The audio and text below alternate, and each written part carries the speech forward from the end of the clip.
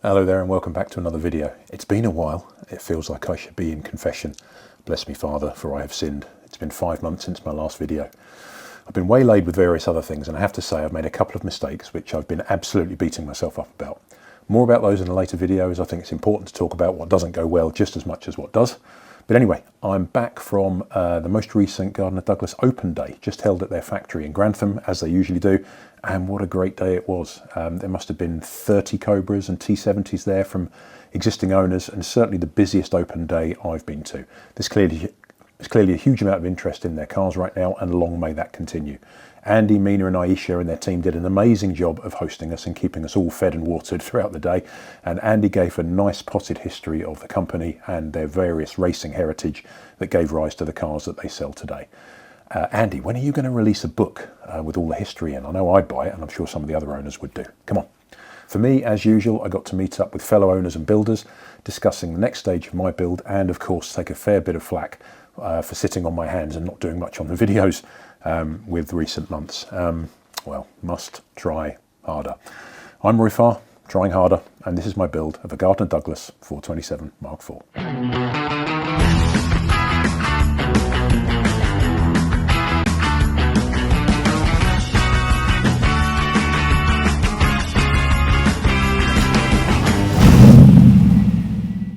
Now, before I get into the latest video, if you're a GD fan or owner and you missed the open day, you may well have missed the fact that GD have now launched a new website with some of their clothing called GD Apparel. If you're interested in the GD t-shirt or a hoodie or a cap or something like that, check out GD Apparel. I'll put a link in the corner here. So I'm sure that range will grow over time, and I mean, I'm still rocking one of my GD hoodies, but nice and warm here in the garage. So take a look at that. What are we talking about here today, this time round? Well, it's the stuff that fits in the car's nose, not the rear end here, lovely though it is. The car stuff that fits in the nose, we're talking about the radiator, the intake, the radiator guard, the undertray, the oil cooler, all of that stuff. Now, speaking to other builders, familiarity with the okie dokie helps here, because you are certainly going to be, even with the best intentions, in, out, shaking it all about with all the different bits and pieces that go in the front of this car. When you fit them in the right order, the actual order is you put the fishtail intake in first. I'll show you that in a few minutes and what that means and what that's all about. Then if you have it, the number plate bar, a stainless steel bar that sits across the front. Some people have a number plate printed or painted onto the top of the car, etc. But you can have it just sitting in the nose cone itself. So if you have one, that goes in next. Then you put the radiator in, then the radiator guard, then the undertray, then the oil cooler, again, if you have one. In reality, you're probably going to put the radiator in after the fishtail scoop. You're then going to put the the guard in, and then the undertray, and you're going to be taking those in and out whilst you're trimming and fettling and getting it all comfortable and happy. So you're going to be round and round those loops a few times. So I'm going to split all that content over a couple of videos. Let's get into the first pieces now. So, radiator. You need to fit the radiator fan to the back of the radiator. This is the top, this is the bottom, and we've got these couple of brackets here which are going to act as the frame for the fan itself. And what we're going to have to do is just drill a couple of small holes into the top and bottom of the radiator surround here and get that sorted out. I'm just going to pop these lock nuts off the top here, put those to one side. Okay, there's a whole variety of fixings and bits and pieces that you can use for this radiator fan for a variety of different installations. But we're just going to go with these small, where are we? Let's get one of these off. These small clips, little stubby L-shaped things with a little groove in that they just slot into the side of the radiator there. So I'm just pressing those down, and we're just going to lay this on those four prongs there, those threads, trying very carefully just to not touch the radiator too much underneath. We don't want to damage all those fins, but this is where it's going to need to sit. There we go. So now we've got our orientation. We just need to take a measurement as to where this is going to sit. So this radiator is 74 centimeters long. So I've just taken a halfway point at 37, And thanks to Paul Morrison, a little tip, just to move the whole radiator just 5mm to the left away from this bottom hose. Otherwise the rubber of the hose can catch on the side of the radiator fan itself. So I'm just going to measure the clearance from the centre here. The distance, we've got 20.5 there, and we've got 21.5 there. That's probably a little bit too far over, but I'm not sure it's going to matter too much. But Paul suggested 5mm, so that's what I'm sticking to. 21, 21.5, just ever so slightly to the left. I think we're good there. So now just to mark up the holes on the radiator here, and then we're going to drill some holes in there.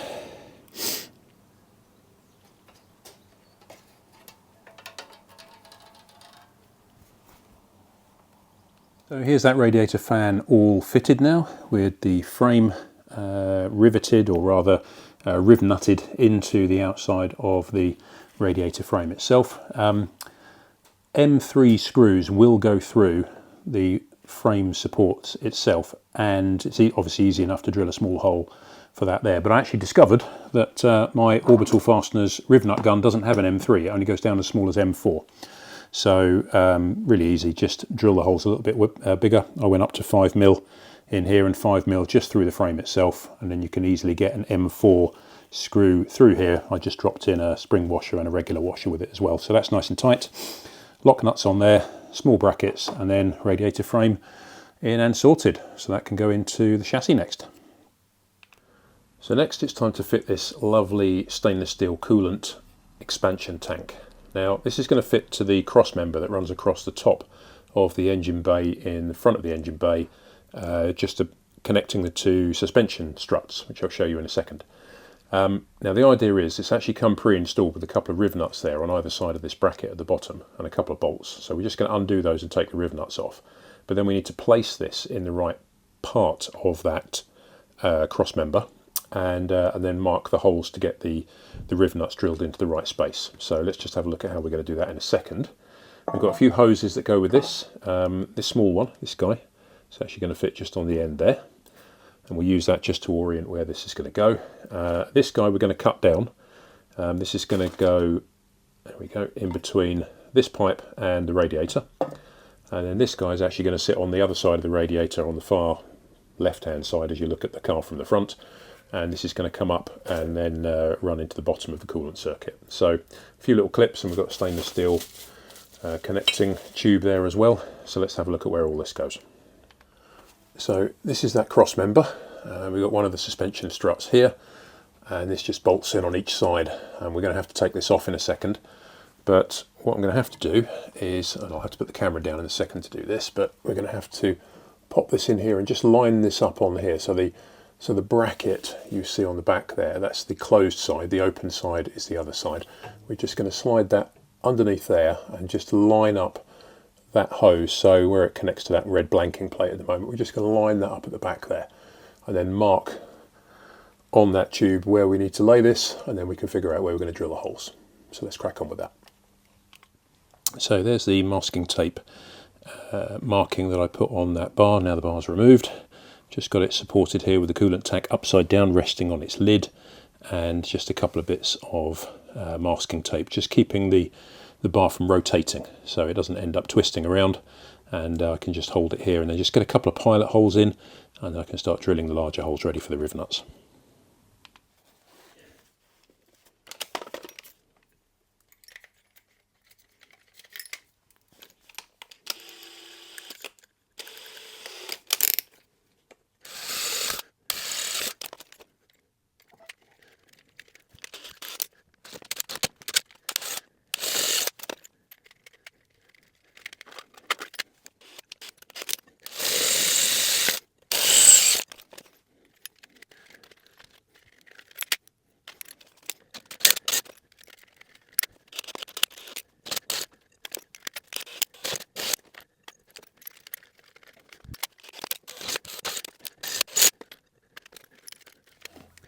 So progressively opened these holes up to 9mm, which means these little riv nut guys will now fit in.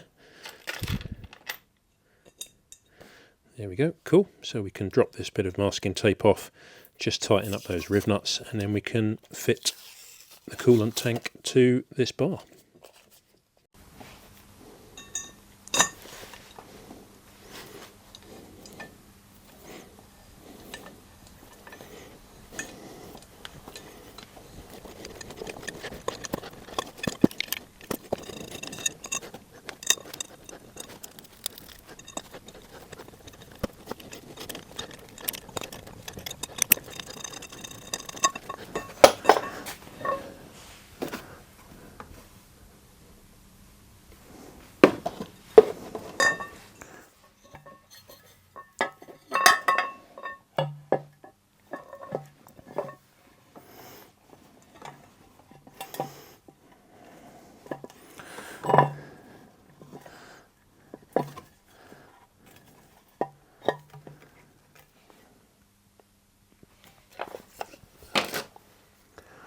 There we go, all fitted.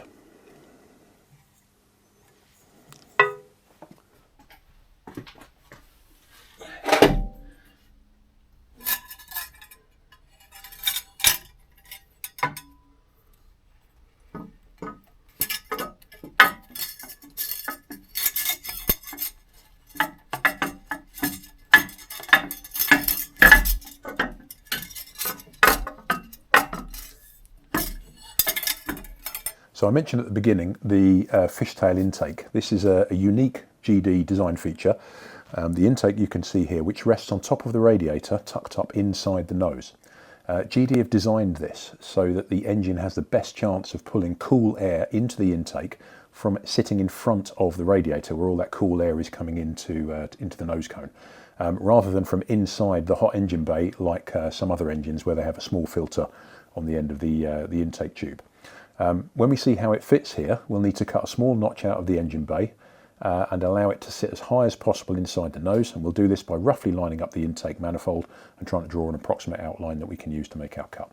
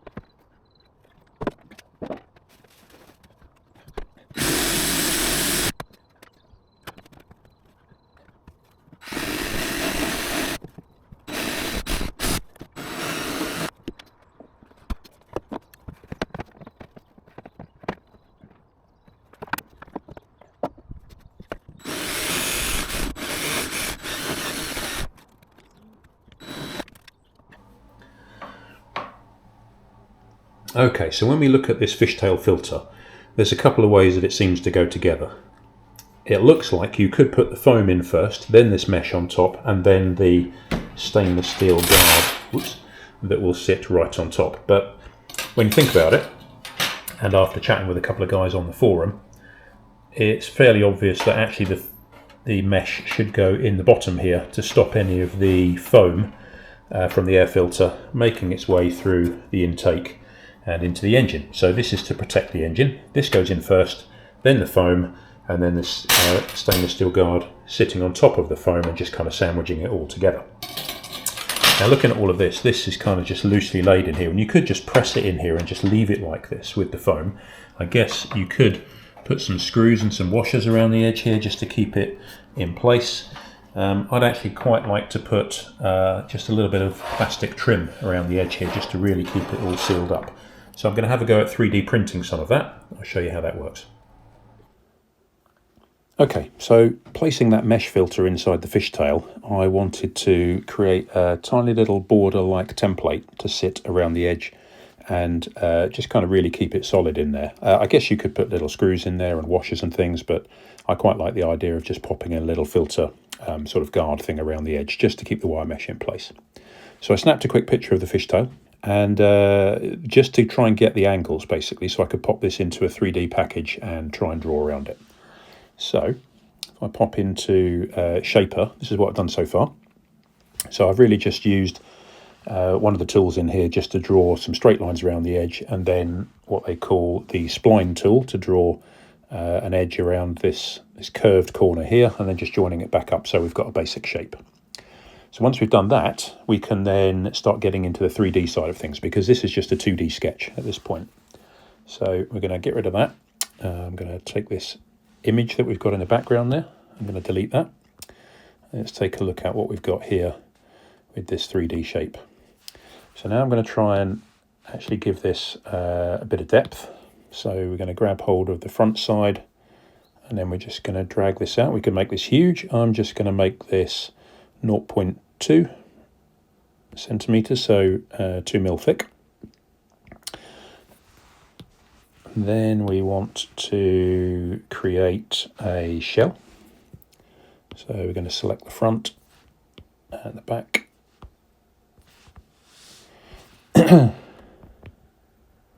And I'm going to create this about 15 mil. That looks to be about the size of the lip. So that's that done.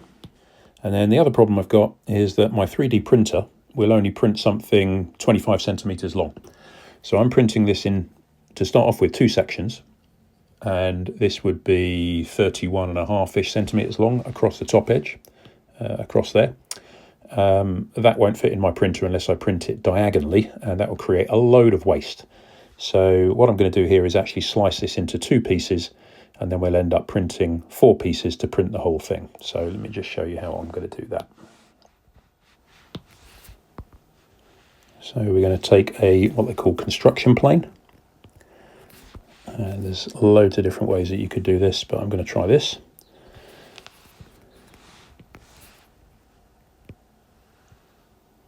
And I'm going to take this about halfway down, which I think is probably going to be about, well, let's go with 15 centimeters. Okay, and that should slice the model in half. There we're going to go split body. Let's now cut the model in half. Now we can delete this pane again. And just to make this fit on the printer, I should now be able to, again, get hold of both sides of this model and hopefully drag this down. Actually, probably drag this up actually. Slide that in there, and then I should now be able to rotate this and lay it flat on the print bed and be able to print these 2 pieces next to each other. Otherwise the printer just wouldn't be able to print it, and it would be a nightmare and a load of printed waste. So let's try, let's actually just bring these down a little bit closer. Cool. So that's what we're left with. So let's just export that and get it on the printer. And so here's the model sitting in the slicer. That's sitting on the 3D printer, ready to print. And here we go, quick time lapse of that, just building that up. There's a little bit of stringing in there. That filament's probably not quite as dry as it could be, but it will come out okay. Then we move on to cutting the mesh for the intake filter itself. Now this stuff is super sharp. So I've got some proper tin snips here that are going around cutting this And I'm holding this without any gloves, and you'll notice in a minute that that was probably a silly idea. So I'm just templating the outside of that little stainless steel guard just to get the right shape for the foam filter, and we just cut around that quickly and get that all tidied up ready to slot in there as well. And then with that done, I was just about to mock it up and put that sheet back on again, and whoa, just suddenly caught the edge of that on my hand and started bleeding all over it. Anyway, this is what it looks like all fitted, plastic inserts in place. The idea with this was that if that holds all of those sharp pieces upside down in the nose, then when I come to change the air filter in future, there's going to be limited risk of me actually cutting myself when all of this just comes falling out. So this holds it nicely in place. All good. Now we're just adding a little bit of oil onto the air filter. So I use some K&N filter oil from their what they call recharger pack. It looks a bit blotchy here, but there's just a lot of spray of the oil just to try and soak that oil filter. Spray it on, let it dry, then you can fit it.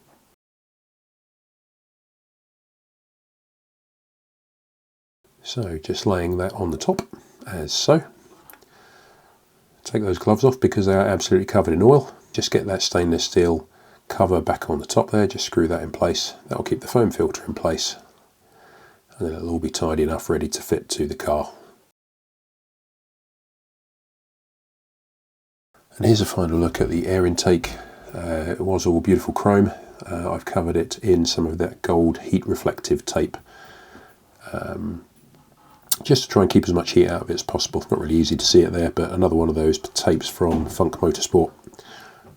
And hopefully that will keep everything in there cool. I mean, you know, hey, it goes with the car as well, the gold and the green paintwork. So maybe it's just a bit bling, maybe it'll be functional. We'll see. And then finally the air filter all installed right up in the top of the nose there, resting on the top of the radiator. You can just about see it if you're standing right in front of the car, but it's obviously designed just to sit tucked up out of the way. And as you can see, pulls all the cool air in from in front of the radiator rather than pulling any of that hot air from inside the engine bay itself. So just a quick update on where we got to. I've got the body all mounted to the chassis now, and I've got the car jacked up on a couple of axle stands, which you can just about make out under there. Now, because I didn't fit the radiator to the car before dropping the body, I've now got to fit it on basically from underneath. So the way I've done this is I've jacked up the car, but I've put those axle stands right far back where the chassis flares out on each side. So basically the widest points to give us loads of room underneath the front of the car. And the easiest way to do this is when you get the car up, I mean, you can see how far the build wheels are off the ground. It's not too far, a few inches there. Axle stands under there. It's easy enough just to put the radiator on its back, so with the fan on the back actually facing downwards, so the top towards you, and then you can manoeuvre the radiator in and then rotate it upwards and get it to the point where you can start to lift it into the right position. So it's a simple case of just lifting the radiator up, and I found this was easier to do from the front, lifting it straight up, and if I can get under there, just getting those pins in at the top corner up there. I actually put a small O-ring over the top of the radiator there just before lifting it up, so you've got a little rubber spacer there between that and the little bracket that sits over the top, and then it's a case of getting a little bit of fuel line just over the top of that just to seal it, and I'll show you how we do that shortly.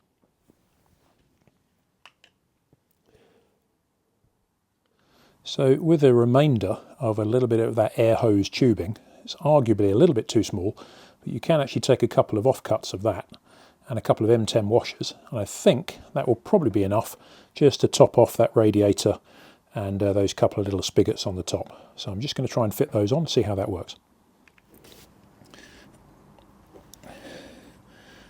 There we go. Let's just zoom in on that a bit.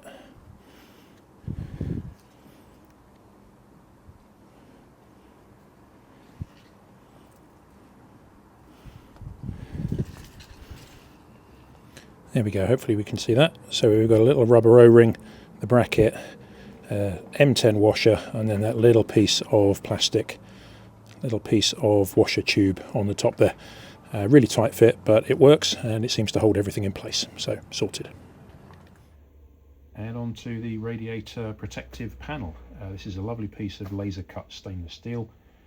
It's going to sit on the front of the radiator, hanging from the rail at the top. But a couple of jobs to do with it first. Basically, it's got a bottom rail and a top rail, and as they come supplied, they're not quite right from an angle point of view. So no, it doesn't come with this piece of skirting board nailed to it, but I have just quickly screwed it along the back here, and I've used that very simply just to use that as leverage with another piece of wood across the front here, just to bend the top piece over and then get that to the right angle. So another quick job is to cut down the under tray, and helpfully GD have put a little mark across the front there, approximate trim line for Mark 4, and I've just put some masking tape over the top. Just need to trim that off now.